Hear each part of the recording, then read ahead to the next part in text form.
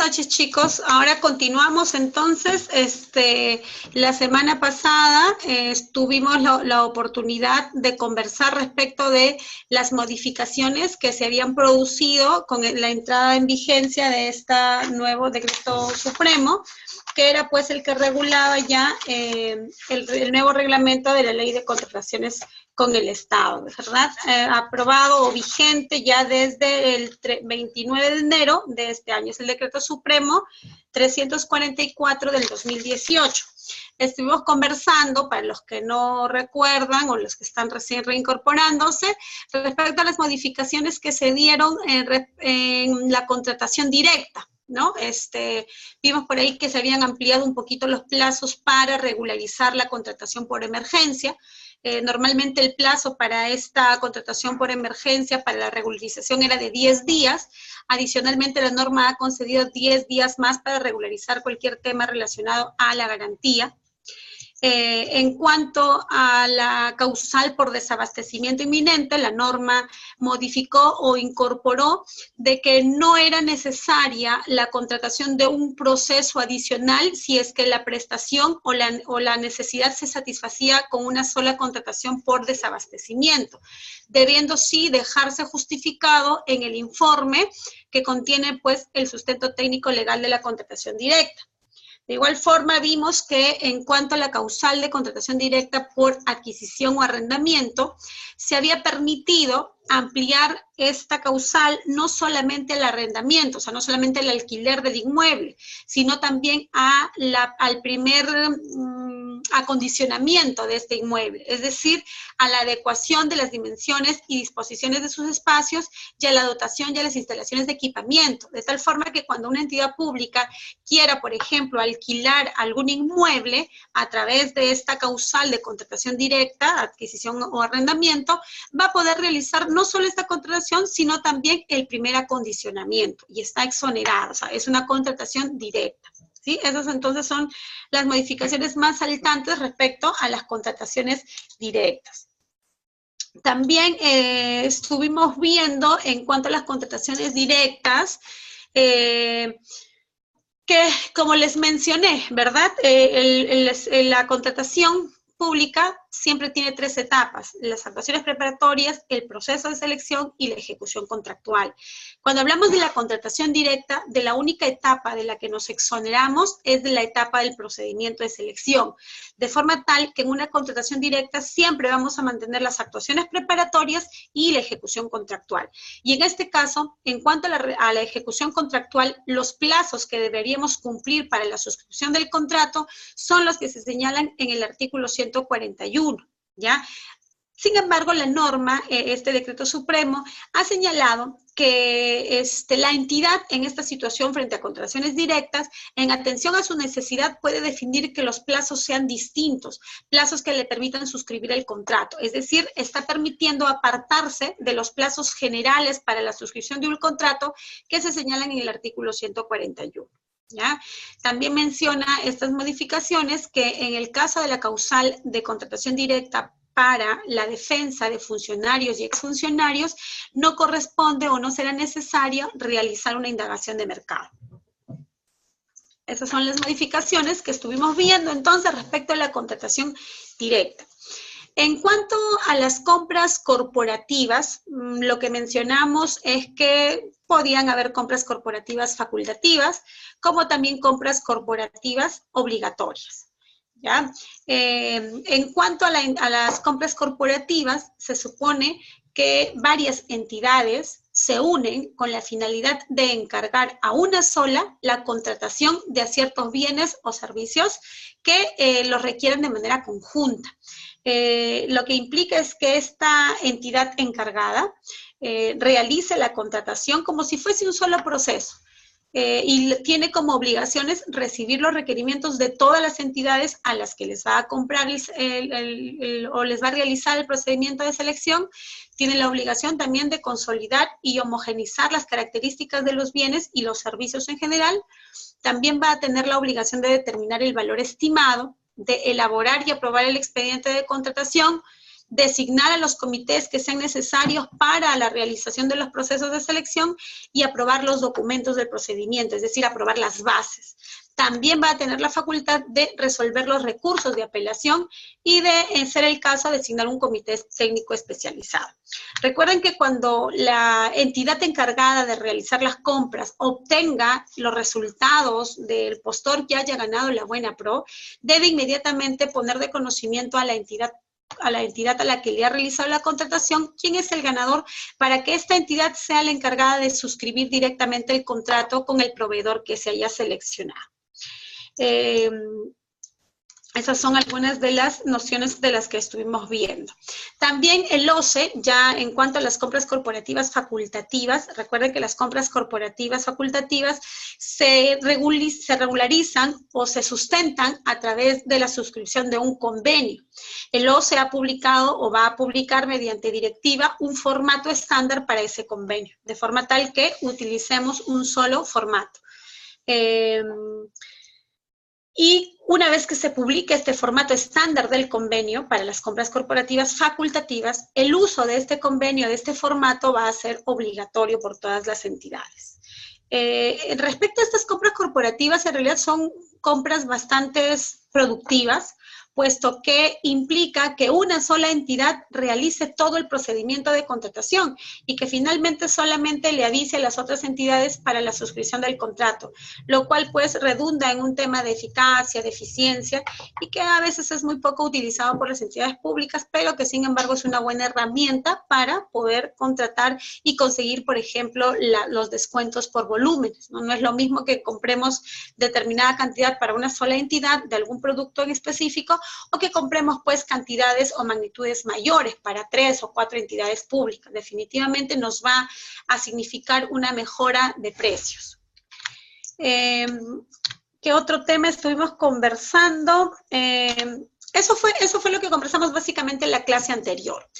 Ahora, ya que estamos hablando de los encargos de las contrataciones, la regla general, como les mencioné ya en la clase anterior, es que cada entidad pública se haga responsable de la convocatoria de sus procedimientos de selección para adquirir bienes, para contratar servicios, ejecutar obras, etc.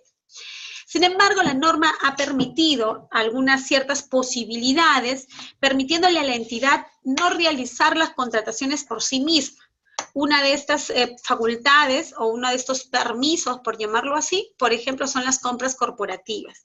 En ese caso, varias entidades públicas encargan a otra entidad pública la realización del procedimiento de selección. Esa es una modalidad. La otra modalidad son las compras que se le realizan o que realizan el encargo a un organismo internacional. Esta figura es una figura que ya conocíamos anteriormente con el decreto legislativo 1017, que fue la norma anterior, la norma antigua de contrataciones públicas. Sin embargo, con la dación de la ley 3022.5 fue retirada de nuestro ordenamiento legal, no permitiéndose ya realizar los encargos a los organismos internacionales. Posteriormente, con la primera modificación de la 3022.5, es decir, con el decreto legislativo 1341, se regresó nuevamente la posibilidad de poder encargar a los órganos internacionales las contrataciones.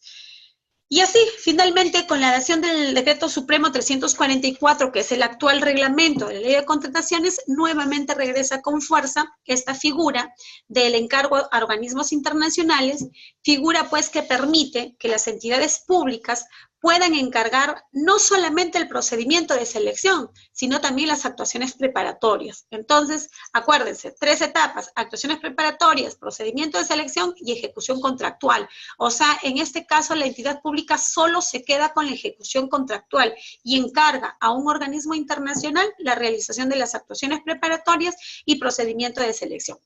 A ver, recordemos, ¿qué actuaciones tenemos dentro de la etapa de actuaciones preparatorias? Tenemos elaboración de requerimientos, tenemos determinación del valor estimado, tenemos la aprobación del expediente, la formación de todo el expediente de contratación.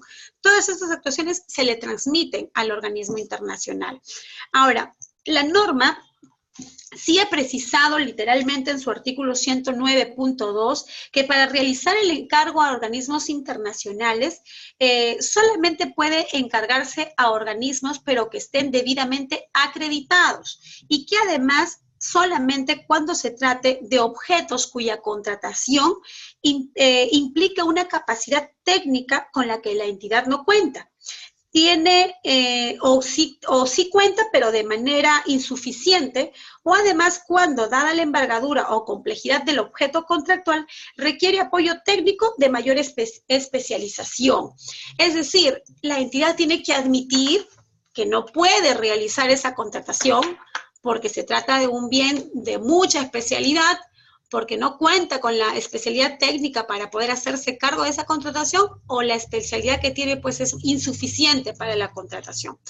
Yo creo que es como que un autorreconocimiento de la deficiencia que puede tener una entidad para poder convocar sus procesos. Pues creo que la entidad pública debe estar justamente preparada para la realización de toda su contratación, de todo su plan anual de contrataciones. Sin embargo, sí, la norma ha permitido, como vuelvo a repetir, algunas posibilidades bajo las circunstancias que les estoy comentando de poder entregar o poder encargar sus convocatorias a un organismo internacional. Ahora, la norma también ha precisado que además de los criterios que les acabo de mencionar, el encargo a los organismos internacionales solamente puede realizarse en el caso de bienes cuando se traten de bienes que responden a tecnología de última generación o que se encuentren vinculados a un tema de innovación o de uso científico. Eso cuando hablamos de bienes. En el caso de la contratación de servicios, también ha señalado que puede encargarse a los organismos internacionales cuando se traten de servicios que también tengan o estén relacionados a un carácter científico o que estén vinculados también a una innovación o a actividades de investigación para diseñar u obtener soluciones técnicas. Así lo ha precisado la norma. Y para el caso de obras, menciona que también pueden encargarse los organismos internacionales, pero siempre y cuando se traten de obras cuyos montos superen los 20 millones de soles. Solamente bajo esas circunstancias podrían encargarse esos objetos, bienes, servicios y obras a organismos internacionales, pero que, recuerden, se encuentren debidamente acreditados. Adicionalmente, como les vuelvo a repetir, ¿no? La regla general entonces sería que la misma entidad sea la encargada de la organización de los procesos de contratación y por excepción, de manera excepcional, puede encargarse las actuaciones preparatorias y el procedimiento de selección a organismos internacionales. La norma precisa que el convenio que se suscriba entre la entidad y el organismo internacional debe incluir necesariamente cláusulas que establezcan la obligación de remitir la documentación referida a la ejecución del convenio por parte del organismo internacional. Es decir, ok, organismo internacional, yo te voy a encargar la convocatoria de mis procedimientos, pero a través de esta cláusula yo te voy a obligar a que me tengas que remitir toda la información referida a la parte de la ejecución del convenio. Quiero saber cómo estás ejecutando el convenio que hemos suscrito. Eso es lo que ha señalado la norma, ¿sí? Entonces, también la norma ha precisado que constituye un requisito indispensable para el encargo a organismos internacionales que este organismo internacional tenga dentro de sus fines el desarrollo de actividades objeto del encargo, conforme a los instrumentos que lo rigen y cuenten con procedimientos además formales de carácter general previamente establecidos para ejecutar dicho objeto.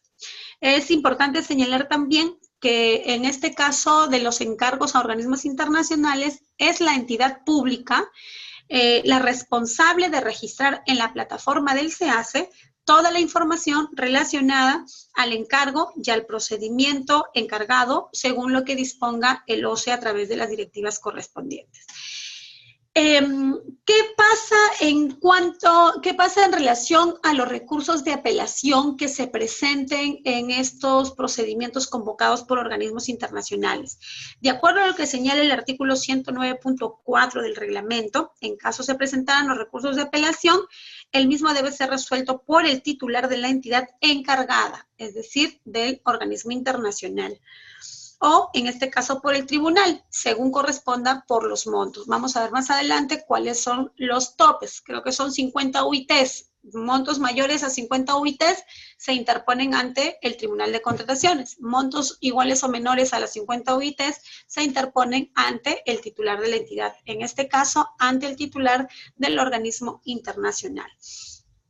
Y además, si es tratándose de los recursos de apelación que se tengan que presentar ante los organismos internacionales, la norma ha precisado que se aplicarán las reglas de sus respectivos procedimientos. Es decir, para esos recursos de apelación no se va a aplicar la ley de contrataciones, sino los procedimientos establecidos por este organismo internacional. Esta herramienta también es una herramienta interesante, sin embargo, creo yo que desliga un poco de la responsabilidad que tienen los funcionarios de poder convocar sus procedimientos de selección. Incluso recuerdo que en alguna ocasión hubo ciertas entidades públicas que hicieron uso y abuso de esta modalidad de encargar sus procedimientos a organismos internacionales, más aún cuando esos organismos internacionales no tenían obligación alguna de informar al Estado peruano de cómo realizaba la contratación pública. De tal forma que cuando querían intervenir al funcionario público por algún supuesto vicio o irregularidad dentro del procedimiento, pues este no tenía responsabilidad porque definitivamente había encargado la contratación a otra entidad, ¿no? Pero, como les repito, es un procedimiento, una excepción a la regla y ha sido concebida y aceptada por el actual reglamento de la Ley de Contrataciones. Entonces, hablamos del encargo a organismos internacionales. Chicos, no se olviden, yo creo que no están conectados muchos, pero igual no se olviden de hacer cualquier consulta, cualquier pregunta en el chat para poder absolver, ¿ya? Si no me dicen nada, yo entiendo o que están entendiendo todo o que ya se fueron a dormir. Pero bueno, allí continuamos entonces. Ok, recuerden que las modificaciones de las que estamos hablando, las estamos hablando de manera muy general, no estamos tocando íntegramente toda la contratación pública, ¿no? El módulo es justamente las actualizaciones que tenemos con la norma. Por eso es que van a ver que a veces nos saltamos de un tema hacia otro que al parecer no tendrían relación, pero que finalmente se tratan todo de las modificaciones que se han realizado a la norma de contrataciones. Las últimas 2 sesiones nos vamos a encargar también de conversar de la ejecución contractual, incluidas las modificaciones que se hayan realizado con la norma. Hay otra modificación también dentro de la norma, dentro de la ley, dentro del reglamento, que señala pues que la finalidad o que tiene como objetivo esta norma, esta ley, fortalecer la central de Perú Compras. Acuérdense que Perú Compras es la entidad, la oficina que se encarga, es el primo hermano del OCE, que se encarga de las contrataciones por acuerdo marco. También se encarga de las compras corporativas y también se encarga de la homologación de requerimientos. La homologación de requerimientos también es una figura casi nueva con la ley 3022.5 en realidad, que señala que las entidades de los ministerios pueden homologar sus requerimientos, de forma tal que cuando en su sector se requiera la compra de determinados bienes, ellos puedan tener fichas ya homologadas y no sea necesario pues que cada una de las entidades públicas que requieren comprar el mismo bien y que son del mismo sector tengan que realizar nuevamente la elaboración de esos requerimientos. Sabemos que la elaboración de las especificaciones técnicas, la elaboración de los requerimientos, en realidad toma bastante tiempo para las entidades públicas. Entonces, lo que se prevé con esta situación es de que puedan tener ya requerimientos debidamente homologados y ese trabajo está justamente a cargo de Perú Compras. También, como les menciono, las compras corporativas de las que hemos hablado, que pueden ser facultativas, que pueden ser obligatorias, también las tramita o las maneja la oficina de Perú Compras, ¿ya? Resaltándose que, por ejemplo, las compras corporativas son una estrategia, una herramienta mediante la cual se agrega, pues, la demanda de varias entidades, ¿no? O sea, es decir, necesitamos, no una, necesitamos varias entidades para que justamente surta efecto. ¿no? Si vamos a hacer una compra corporativa a 2 entidades, en realidad el efecto y la eficacia que se esperaría tal vez no sea la misma que sean 3, 4, 5 entidades públicas con requerimientos mayores. En cuanto a Perú Compras, también Perú Compras maneja el tema del catálogo de acuerdo marco. En cuanto al catálogo de acuerdo marco, se ha precisado que el monto a partir del cual el uso del catálogo de acuerdo marco es obligatorio va a depender estrictamente de las reglas especiales de cada uno de los acuerdos marcos suscritos. ¿A qué me refiero con eso? Como ustedes saben, para aplicar la norma de contrataciones se aplica a todas las contrataciones cuyos montos sean iguales o mayores a 8 UITs. Cuando los montos son iguales o menores a 8 UITs, la convocatoria es, por llamarlo así, libre o está fuera del ámbito de aplicación de la norma de contrataciones. ¿Qué es lo que exige la norma? Únicamente exige que esas contrataciones se realicen con un proveedor que esté inscrito en el Registro Nacional de Proveedores y que además no esté impedido ni inhabilitado para contratar con el Estado, siendo ese el único requisito. Bueno, y además que las órdenes de compra u órdenes de servicio sean registradas en el módulo de contratos que tiene la plataforma del SEACE. Digamos que esas son, por llamarlo así, las exigencias que se solicita para este tipo de procedimientos que están al margen de la ley de contrataciones. Por lo demás, las entidades públicas son libres de establecer los procedimientos que mejor les parezca. Ahora, hay una precisión. ¿Qué pasa cuando hay montos que son menores a 8 UITs, pero que los productos que se requieren se encuentran dentro del catálogo de acuerdo marco? Un momentito. Entonces, allí sí es necesario utilizar el catálogo de acuerdo marco, independientemente del monto. Pueden ser montos menores a 8 UIT, o sea, de forma tal que de repente ustedes como logísticos reciben un requerimiento, vamos a imaginar que reciben un requerimiento de compra de útiles de escritorio. Y ustedes, bueno, están trabajando, reciben su requerimiento y el requerimiento es por 10.000 soles. ¿Qué es lo que dicen ustedes? Oye, son 10.000 soles, estamos menos de la 8 y te la voy a llamar acá a mi amiguito para que me pueda cumplir este trabajo porque finalmente estamos fuera del ámbito de aplicación de la norma de contratación. Mentir, un ratito. Esa contratación, al tratarse de productos que se encuentran dentro del catálogo de acuerdo marco, en este caso de útiles de escritorio, debe convocarse a través de dicha modalidad. Entonces, hay que revisar y hay que verificar cuáles son los montos para estos acuerdos. Por ejemplo, si mal no recuerdo, en el caso de útiles de escritorio, el monto mínimo para la contratación es de 500 soles, ¿sí? Entonces, 500 soles, a partir de 500 soles debo obligatoriamente comprar a través de la modalidad de acuerdo marco. No sé si se los he mencionado, pero esta modalidad del acuerdo marco es una modalidad bastante útil, bastante sencilla, porque en realidad el funcionario logístico no necesita más que entrar a la plataforma del SEACE a realizar las compras electrónicas.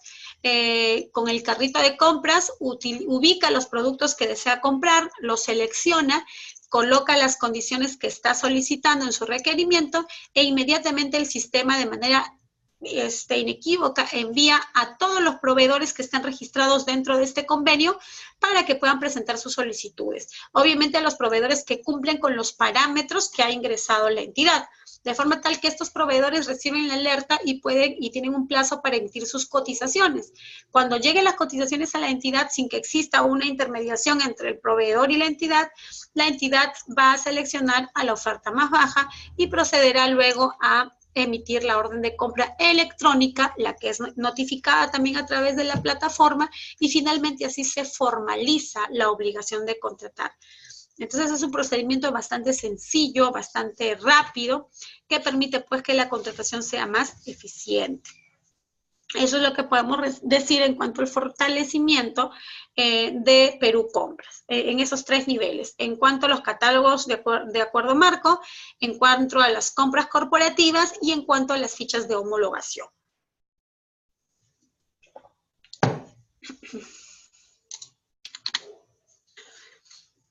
Listo. En cuanto al desarrollo de los catálogos electrónicos de acuerdo marco, también se ha señalado que toda contratación que la entidad realice a través de estos catálogos tiene que llevar necesariamente un expediente de contratación aprobado. ¿Ya? Eso también ya ha sido regulado claramente porque anteriormente, pues, como no había regulación alguna respecto de esto, las entidades públicas, si bien es cierto, cumplían con el procedimiento que les he mencionado, pero no dejaban registrado nada, o sea, no había un expediente de contratación. En este caso ya se ha señalado específicamente que se tiene que llevar un expediente y que además ese expediente tiene que ser aprobado. ¿Quién aprueba el expediente? El titular de la entidad, ¿no es cierto? Correcto. También se ha señalado que las controversias que surjan de la gestión de operatividad, tales como la inclusión, la exclusión de fichas productos, inclusión y exclusión de ofertas e inclusión y exclusión de proveedores del catálogo electrónico, van a ser resueltas únicamente por Perú Compras. Es decir, prácticamente están dejando de lado al Tribunal de Contrataciones, porque Perú Compras está siendo responsable de todo lo que suceda en sus catálogos, de tal forma que él sea quien pueda, en este caso, resolver esas controversias que puedan surgir dentro de la gestión de la operatividad, como ya les mencioné, la inclusión de las fichas productos o la inclusión o exclusión de ofertas. Entonces, quien va a ser el responsable de solucionar esas controversias va a ser Perú Compras.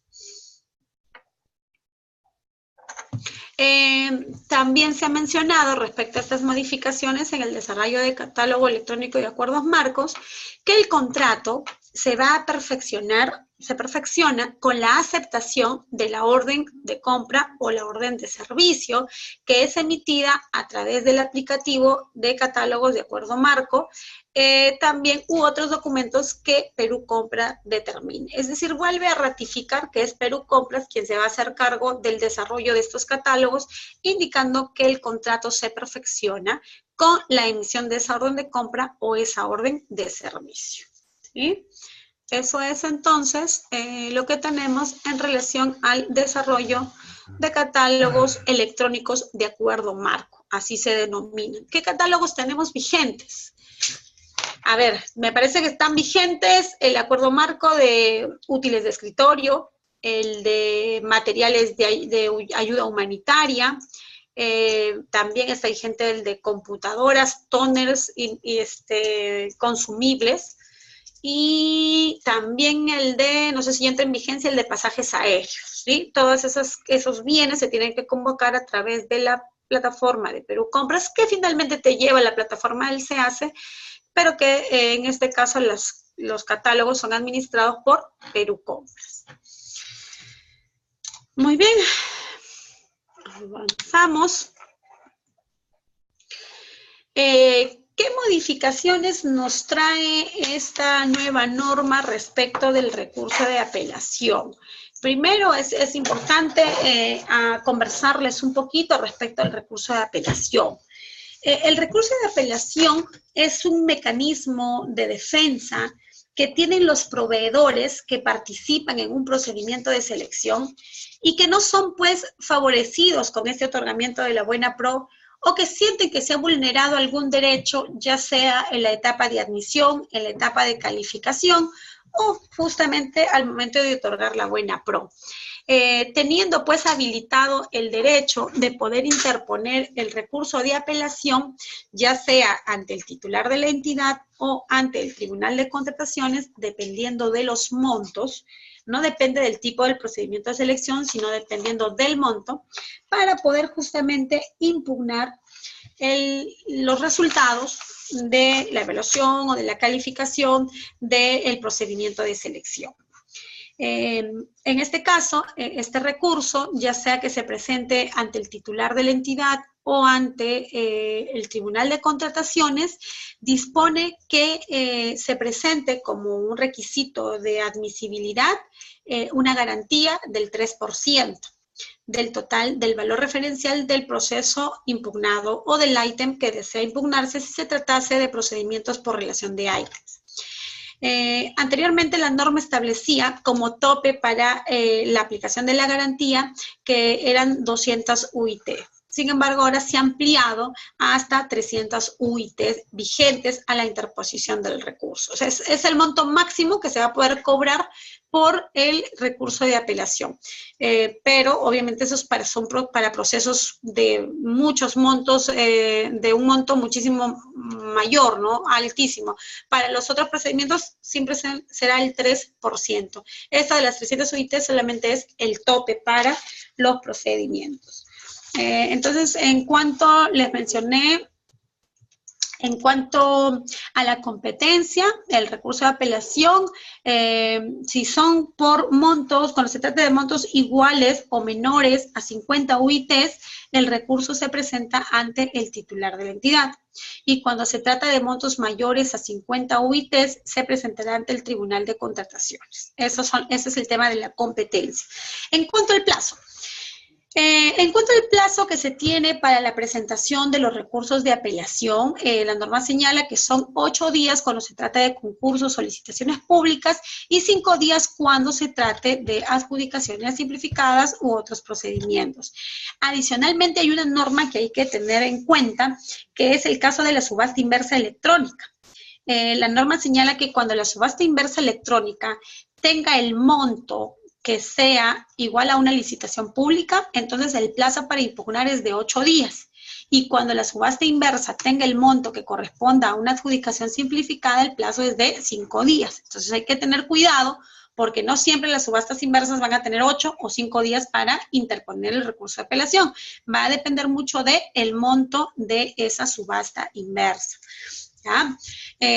A ver, adicionalmente les puedo mencionar que se ha ingresado o se ha incorporado como un requisito, una causal de improcedencia para que se declare improcedente el recurso, el hecho de que el proveedor que esté cuestionando, que esté impugnando, no haya cuestionado primero la no admisión o descalificación de su oferta y no se ha revertido su condición de no admitido o descalificado. Es decir, vamos a imaginar que yo soy postor de un procedimiento de selección, hay otros postores que también han participado y que a mí me han descalificado o no han admitido mi oferta porque han indicado de que no he cumplido con presentar determinado requisito de calificación, por ejemplo.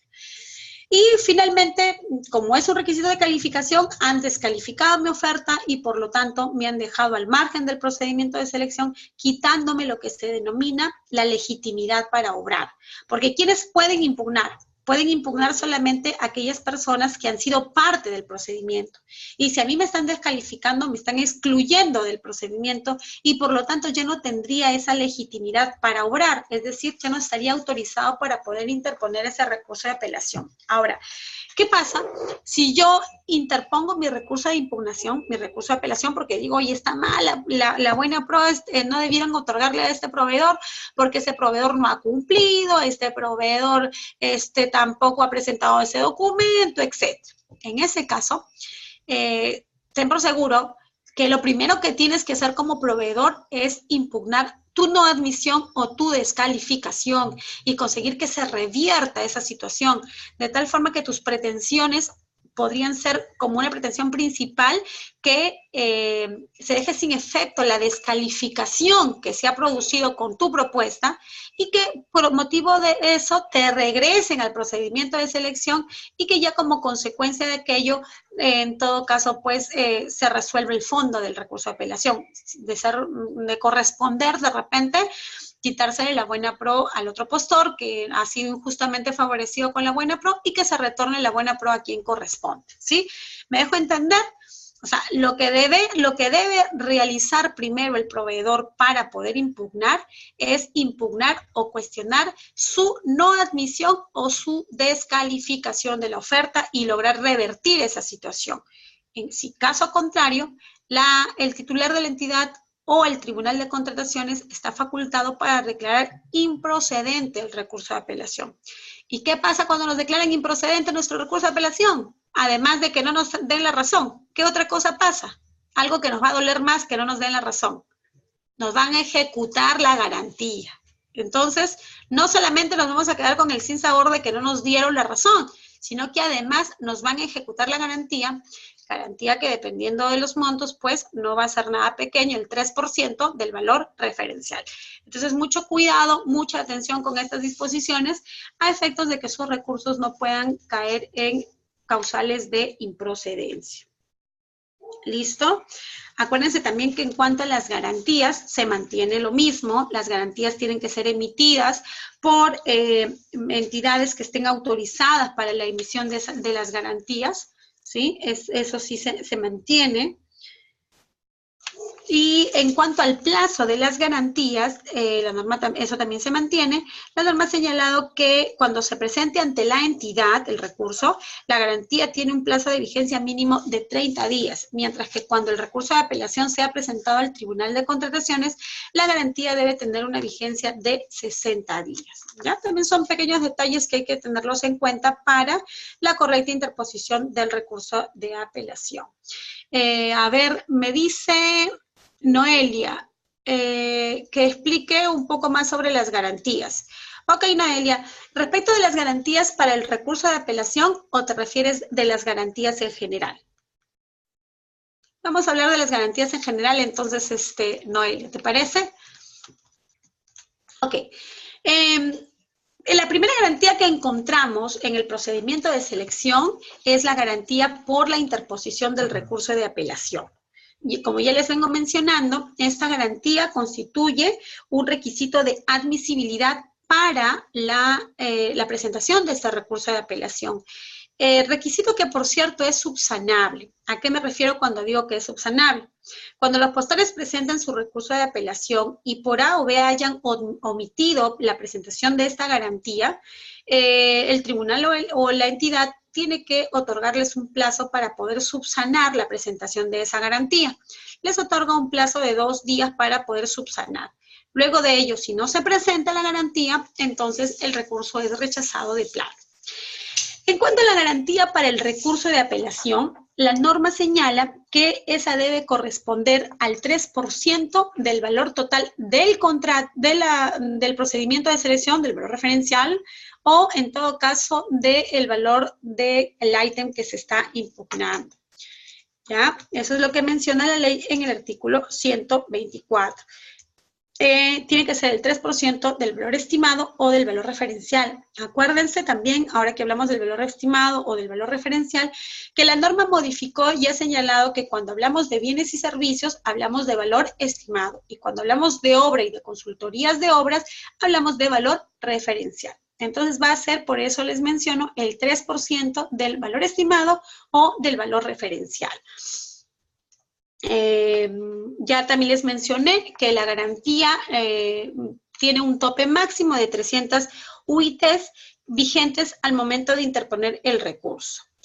¿Qué más puedo mencionarte respecto de las garantías, Noelia? Que esta garantía, ok, de los 30 días. Cuando se presenta el recurso de apelación ante el titular de la entidad, la vigencia de la garantía debe tener 30 días. Cuando tu recurso va a ir al titular de la entidad. ¿Cuándo va el titular de la entidad? A ver, contéstenme ustedes. ¿Cuándo va el titular de la entidad? Cuando es un monto igual o menor a 50 UITs. Entonces, si mi recurso de apelación lo voy a presentar ante el titular de la entidad, mi vigencia de la garantía tendrá que ser de 30 días. Y si voy a presentarlo ante el Tribunal de Contrataciones, la vigencia tendrá que ser de 60 días. En cuanto a la ejecución de las garantías se ejecutan, en este caso por el recurso de apelación, cuando tu recurso es declarado improcedente. Ya acabamos, por ejemplo, de mencionar cuál es una causal de improcedencia, ¿no es cierto? Una causal de improcedencia es que tú no hayas impugnado tu descalificación o tu no admisión. Esa es una causal clavadita de improcedencia. Otra causal de improcedencia también la tenemos, por ejemplo, cuando los hechos no tienen conexión, señala la norma, es decir, no existe conexión lógica entre los hechos expuestos y el recurso o el petitorio del mismo. ¿ya? En ese caso también la norma señala que se declarará improcedente el recurso de apelación. En este caso, la norma señala específicamente en el artículo 132 de su reglamento que cuando el recurso de apelación sea declarado infundado, ¿qué significa infundado? Que no te dan la razón, que no tienes fundamentos del recurso. Ya también cuando se declare improcedente, o también cuando el impugnante se desista, en esas tres situaciones, entonces, se procede a ejecutar el íntegro de la garantía. ¿Cuál es la diferencia entre infundado o improcedente? Infundado es cuando el tribunal o el titular de la entidad resuelve sobre el fondo de lo que tú estás pidiendo, ¿sí? Se pronuncia sobre la situación específica. La improcedencia, el tribunal o el titular de la entidad ni siquiera se pronuncian sobre el fondo del asunto, porque simplemente tu recurso ha caído en una causal de improcedencia que literalmente señala la norma. Esas son las diferencias entre el infundado y la improcedencia. En esos dos supuestos, y además en el supuesto de que el impugnante se desista, en esos tres supuestos, entonces la entidad o el tribunal de contrataciones procede automáticamente a ejecutar la garantía, ¿ya? ¿En qué otros casos también, digamos, o en qué casos procede la devolución de la garantía? La devolución de la garantía, por lo contrario, corresponde cuando tu recurso te declaran fundado. Es decir, te dan la razón y señalan que tus argumentos expuestos son válidos y por lo tanto tu recurso de apelación es declarado fundado, ya sea en todo o en parte. ¿A qué me refiero cuando digo en todo o en parte? Estamos mencionando que cuando uno presenta un recurso de apelación tiene pretensiones, ¿verdad? Podemos tener una o podemos tener varias. Puede ser que yo esté impugnando y pidiendo varias pretensiones.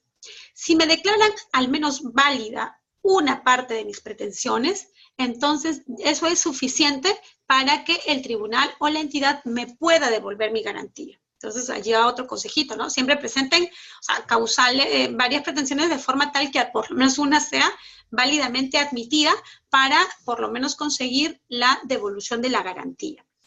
También se devuelve la garantía cuando se declare nula la contratación o que carece de objeto a pronunciarse sobre el fondo del asunto. Claro, o sea, vamos a imaginar que con motivo de la impugnación, el Tribunal de Contrataciones advierte otras situaciones ajenas al recurso de apelación, pero que para criterio del titular de la entidad o del tribunal, estas situaciones transgreden el principio, por ejemplo, de presunción de veracidad, o por decir, han sido suscritos por funcionarios incompetentes, etc. Y ellos la acreditan o entienden de que existe una causal de nulidad. El tribunal puede declarar la nulidad producto de un recurso de apelación sin necesidad de pronunciarse sobre el fondo. Es decir, dirá, carece de sentido pronunciarme si el postor A o el postor B tenía la razón, porque en realidad hay una irregularidad en sus bases integradas, porque han consignado la marca de un producto cuando eso está prohibido por norma. Por lo tanto, el procedimiento se declara nulo. En esa situación también corresponde la devolución de la garantía al impugnante. Luego también se tiene que devolver el recurso cuando con posterioridad de la interposición del recurso de apelación sobrevenga un impedimento para contratar con el Estado. El día de hoy yo presento mi recurso de apelación y luego de presentado yo estoy inmerso en algún impedimento para contratar con el Estado. Podría ser porque de repente mi empresa con la que tengo socios comunes ha sido inhabilitada y por lo tanto como una consecuencia de ello también me persigue su inhabilitación, entonces estaré impedido para contratar con el Estado. En esa situación también se procederá a la devolución de la garantía. También se devuelve la garantía cuando opera la denegatoria ficta por no resolver o por notificar la resolución dentro del plazo legal. ¿A qué se refiere esta denegatoria ficta? Cuando se presenta el recurso de apelación, ya sea ante el titular o ante el titular de la entidad o ante el Tribunal de Contrataciones, la norma, o sea, la entidad o el tribunal tiene un plazo para poder responder ese recurso. En ese caso, cuando no se cumpla con resolver el recurso de apelación dentro de los plazos señalados en norma, para el caso del tribunal me parece que son 10 días después de haberse declarado a este apto el expediente para resolver, y la entidad 5 días después de haber presentado también el recurso. Cuando no se proceda con la emisión de la resolución que resuelve el recurso de apelación dentro del plazo que señala la norma, independientemente de la respuesta que después le dé la entidad o el tribunal, ya no podrá ejecutarse esa garantía. Vamos a imaginar que mi plazo eran 10 días para responder el recurso de apelación y yo lo respondo al día 15 y declaro improcedente. ¿Podré ejecutar la garantía? No. ¿Sí? En ese caso es improcedente la ejecución de la garantía y por lo tanto será responsabilidad ya sea del titular de la entidad o del Tribunal de Contrataciones por no haber resuelto dentro del plazo, lo que va a imposibilitar definitivamente la ejecución de la garantía. ¿Sí? Eso es entonces lo que te puedo mencionar, Noelia, respecto de la garantía por interposición del recurso de apelación. ¿Algo más que necesites de repente que te aclare al respecto? Indícamelo de una vez ahora. Claro con el tema de los plazos, ¿verdad? 30 días para la entidad y 60 días para el Tribunal de Contrataciones. Perfecto. Ahora, hablamos también de otras garantías, ¿no? Que no tienen nada que ver con el recurso de apelación. Esta es la garantía por el recurso de apelación. Tenemos luego garantías, que las vamos a ver más adelante también.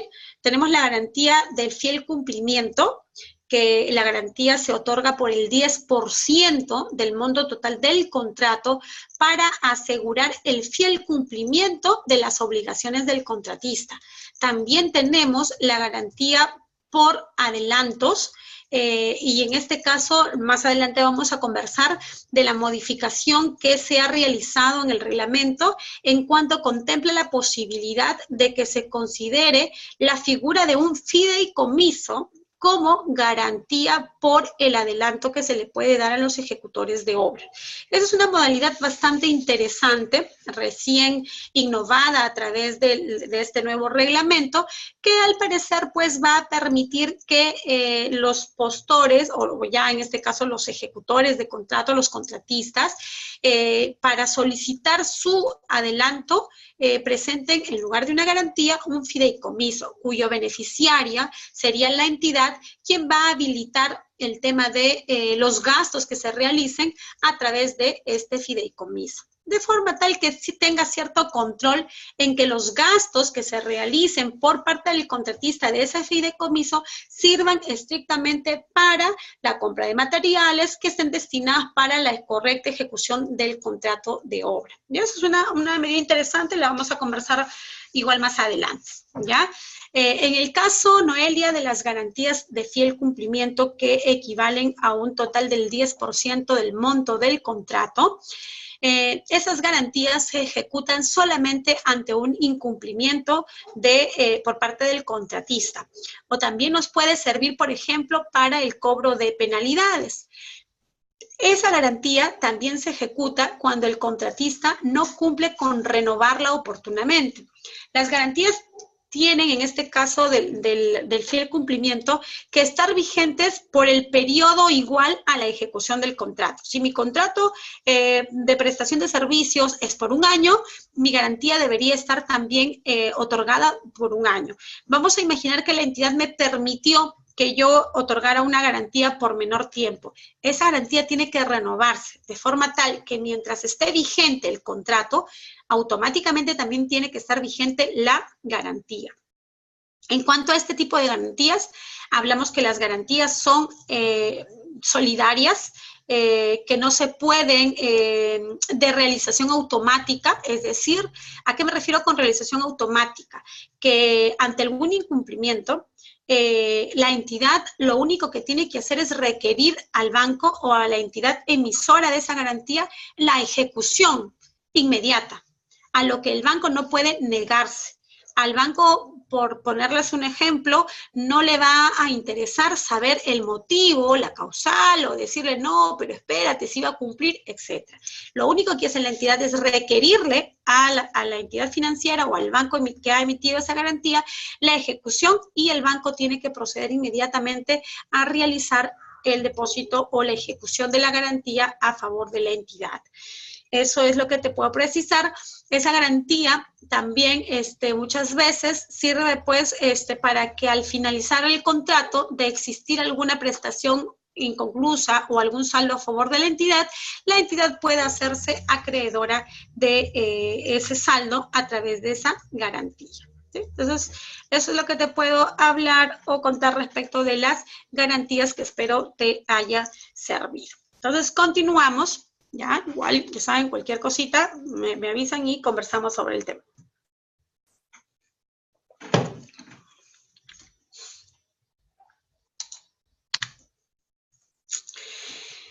Listo, y miren, de las garantías vamos a regresar a conversar sobre el plan anual de contrataciones. Esta diapositiva en realidad debió estar en una de las primeras, pero sin embargo, por una cuestión de repente de algún error de tipeo, me las han colocado a esta parte de la exposición. Pero sin ningún problema, regresamos a la etapa de actuaciones preparatorias para poder conversar un poquito respecto del plan anual de contrataciones. Acuérdense que el plan anual de contrataciones es el documento, es instrumento de gestión que permite que las entidades públicas puedan consignar en este documento todas las contrataciones de bienes, servicios, consultorías, obras, que van a realizar durante un ejercicio presupuestal, es decir, durante un año, ¿ya? Ahora, ¿cuál es la modificación que se realiza respecto al plan anual de contrataciones? De acuerdo, y esto es realmente un poco confuso, porque recuerdo muy claro que cuando se publicó la ley 30.22.5, que, como en algún momento se los comenté, fue la ley, de acuerdo a su exposición de motivos, que sería la ley que da un giro de 360 grados a la contratación pública, porque iba a permitir que existiera una mayor planificación en las compras, etcétera, todo muy bonito. Modificó lo que se venía haciendo tradicionalmente y exigió que para la inclusión del plan anual de contrataciones, las áreas usuarias alcanzaran al órgano encargado de las contrataciones no solamente su cuadro de necesidades, sino que acompañando al cuadro de necesidades debía obligatoriamente estar la especificación técnica o el término de referencia de la contratación. Eso es lo que señalaba la 30.22.5, ¿sí? Ello iba a permitir, de acuerdo a la exposición de motivos y de acuerdo a lo que se mencionó en su momento, que las entidades públicas programen adecuadamente sus contrataciones, de forma tal que sepa con la debida anticipación cuáles eran mis especificaciones o mis términos de referencia respecto a determinada contratación. Sin embargo, esto, creo yo, tuvo demasiadas quejas, demasiados contratiempos, porque como ustedes comprenderán, el plan anual de contrataciones se formula 6 meses antes. Es decir, si en este año, ya a partir de junio, deberían las entidades públicas dedicarse a elaborar su plan anual de contrataciones para el 2020. Ello implicaba que en este año las áreas usuarias deban entregar todas las especificaciones técnicas y los términos de referencia de las contrataciones. Obviamente era un trabajo bastante arduo que al parecer pues no han podido cumplir a cabalidad. De forma tal que hemos regresado al procedimiento anterior y siendo así ya no es necesario que las áreas usuarias acompañen esas especificaciones técnicas o términos de referencia para formular el plan anual de contrataciones. Es decir, solamente será necesario que envíen sus cuadros de necesidades como tradicionalmente lo hacían y la oficina encargada de contrataciones, el órgano encargado de las contrataciones, se encargará pues de elaborar el plan anual de contrataciones. En cuanto a las especificaciones técnicas o términos de referencia, solamente debo precisarles que la especificación técnica está relacionada a las características de los bienes Y cuando hablamos de términos de referencia, nos referimos a la contratación de servicios, solamente para precisarles esas diferencias que hay que tenerlas en cuenta. Entonces, se elimina la exigencia de contar, ya sea con especificación técnicas o términos de referencia al momento de formular el plan anual de contrataciones. Otro dato importante es que también desaparece, o mejor dicho, el valor estimado tampoco va a ser ingresado en el plan anual de contrataciones, es decir, no va a poder ser visible este tema del valor estimado. Yo me imagino que es todo justamente, todos estos cambios son pensados a la modificación del valor estimado. Voy a salirme un poquito del tema para conversar sobre el valor estimado, porque en realidad también fue una modificación introducida con la 3022.5, donde se dijo pues que el valor estimado era un valor que permitía una competencia real en el mercado, porque en realidad no es lo mismo que tú le digas al proveedor o que tú le digas al mercado, tengo 100 soles para gastar en estos equipos, porque evidentemente el mercado te va a decir que te cuestan 100, o si es que puedes sacarte más, definitivamente te va a decir que cuesta más. Estas situaciones habían incluso llevado a ocasiones en las que los proveedores no elaboraban correctamente sus estructuras de costos. Recuerdo muchos casos, por ejemplo, en los casos de servicios, por ejemplo, de vigilancia. La entidad pública convocaba su procedimiento de selección con su valor referencial y determinaba que su valor referencial eran 200.000 soles por un año. El contratista, de manera irresponsable, al ver el monto de la contratación, asumía que era un monto adecuado a sus intereses y con eso se lanzaba el procedimiento de selección. Luego se han visto muchos problemas en la ejecución contractual porque de repente no resultó como este proveedor lo pensó, y lo que originó pues que se incurrieran en penalidades, por lo tanto en resoluciones de contrato y por lo tanto en sometimiento de las controversias a procesos arbitrales. De forma tal pues que se dieron muchas desventajas al tema del valor referencial. Por lo tanto se ha optado por regresar a la fórmula anterior y hablar del valor estimado. El valor estimado va a ser un valor que no va a ser conocido por los proveedores, solamente va a ser conocido por la entidad pública, porque definitivamente tienen que establecer un valor estimado a efectos de solicitar las certificaciones presupuestales, pero al momento de publicar esa información no va a ser visible por los proveedores, de forma tal que sean los proveedores quienes, o sea, que sea el mercado quienes determinen y ofrezcan los precios de acuerdo al mercado. Acuérdense que en el caso de bienes y servicios no tenemos topes ni hacia arriba ni hacia abajo. O sea, puede ganar una propuesta que tenga mayor valor que el mayor monto que el valor estimado, sí, siempre y cuando la entidad tenga la disponibilidad presupuestal. ¿Ya? En cuanto a los topes menores, ya lo hemos conversado en sesiones anteriores, que la única disposición que señala la norma es que cuando los precios sean sustancialmente inferiores al valor estimado, corresponde al comité solicitar al proveedor, al postor, los elementos constitutivos de su oferta. Y solamente si determinara que no están todos los elementos de su oferta o que de repente no se habría considerado algún componente de la estructura de costos, solamente en esos casos podría rechazar la oferta por considerarla temeraria, ¿no? Porque es demasiado inferior al valor estimado. Eso entonces en cuanto en relación al valor estimado, que tampoco va a ser publicado o conocido a través del plan anual de contrataciones. Van a ser montos que estén reservados, ¿no? O sea, no públicos. En cuanto al requerimiento, tenemos que señalar que este requerimiento puede incluir que la prestación se ejecute bajo las modalidades de concurso-oferta o de llave en mano u otras que establezcan el reglamento. ¿Ya? Concurso-oferta lo vemos mayormente en el caso de obras, cuando hay la posibilidad de que un solo contratista ejecute tanto la elaboración del expediente técnico como la ejecución de la obra. Mientras que cuando hablamos de llave en mano, Hablamos en el caso de bienes, por ejemplo, cuando se contratan los bienes, pero también la instalación.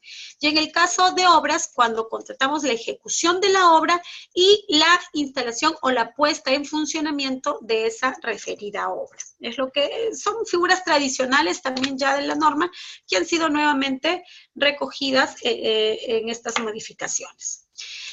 En cuanto al requerimiento, sí es necesario detenernos para poder conversar aquí un poco en cuanto a que el requerimiento debe contener las especificaciones técnicas cuando se traten de bienes, los términos de referencia cuando se traten de servicios o el expediente técnico de obra cuando se trate de obra, ¿correcto? Este requerimiento, además de las características, condiciones, en el caso de obras, las partidas que se tengan que ejecutar, además de todo ello, debe contener los famosos requisitos de calificación. ¿Y qué son los requisitos de calificación? Los requisitos de calificación son aquellas capacidades que debe tener el postor que me acredite que va a poder cumplir con sus obligaciones, con lo que está solicitando la entidad. Y la norma ha señalado y ha ratificado que los requisitos de calificación van a seguir siendo la capacidad legal, la capacidad técnica y profesional y la experiencia del postor, haciendo algunos pequeños ajustes, que lo vamos a ver en la siguiente clase, por ejemplo, en cuanto a la capacidad legal. Solamente se los voy a resumir. La siguiente clase ya vamos a hablar de cada uno de estos requisitos. En cuanto a la capacidad legal, anteriormente la norma señalaba que estaba compuesta por dos aspectos, por la representación y por la habilitación. La representación estaba dada por aquellos documentos que permitían acreditar que la persona que está firmando la propuesta tiene la representación legal suficiente para poder realizar ese acto. Se referían a la presentación de las vigencias de poder, etc. También la promesa formal de consorcio, por ejemplo, ¿no? Que me habilitaban para poder ejercer la capacidad legal. También estaba constituida por el requisito de habilitación, y la habilitación estaba considerado como aquel permiso, aquella autorización que era indispensable para que el contratista pueda realizar determinado objeto contractual.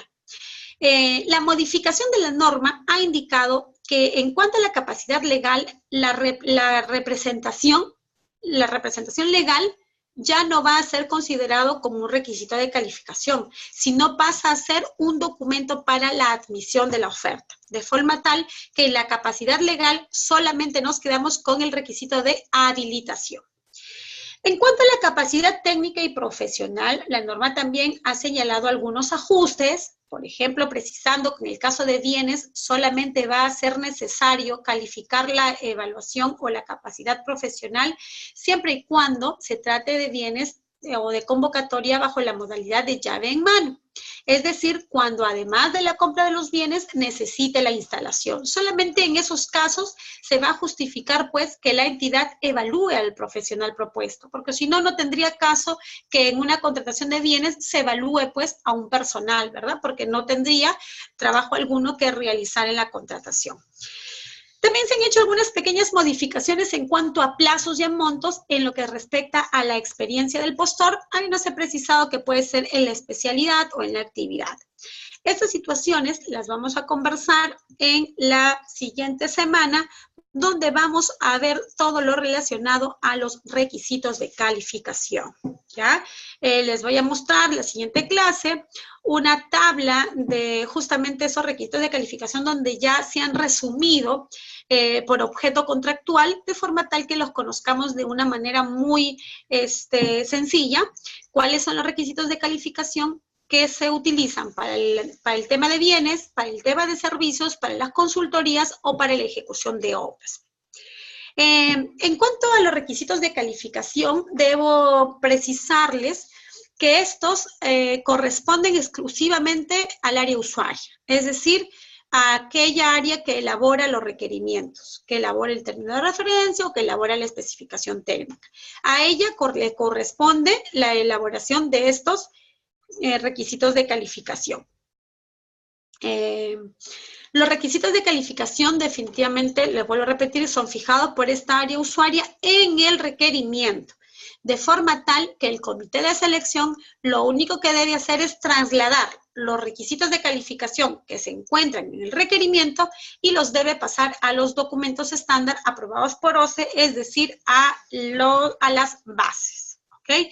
No es posible, entonces les advierto, para que no vayan por allí a cometer alguna irregularidad, no es posible que los requisitos de calificación sean elaborados o redactados por el comité de selección.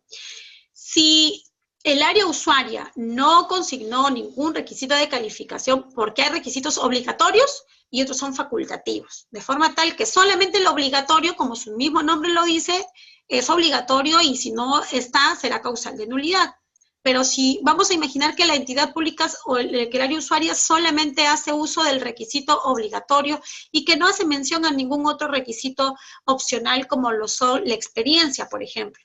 Y el comité recibe el documento y cuando elabora sus bases dice, ah, no, yo voy a exigir el requisito de calificación y experiencia. Esas bases son nulas, porque el comité no está facultado a incluir requisitos de calificación.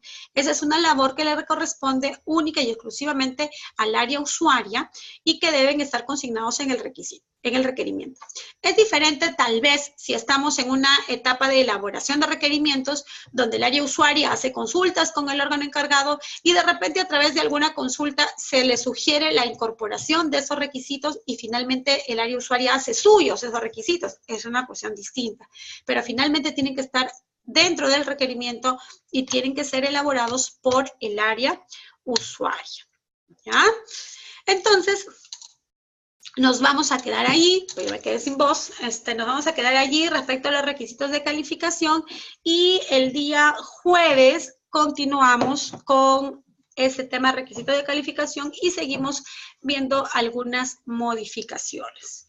Eso habría sido todo por hoy, chicos. Yo les agradezco como siempre la atención y las preguntas que me van haciendo a través del chat.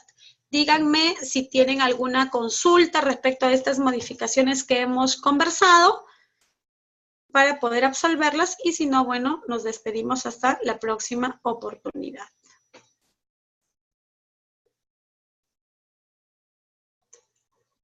¿Listo? Entonces me despido de ustedes y nos encontramos el día jueves. ¿Listo? Chao, Joana.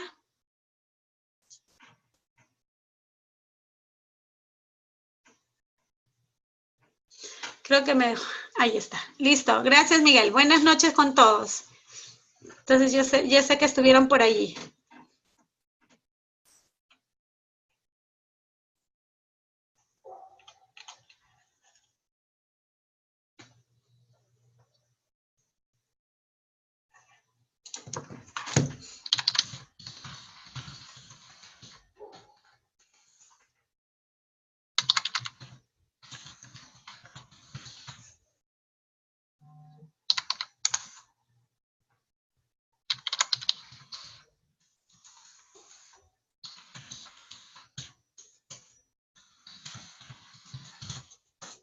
Listo. Esto, vamos a salirnos de acá.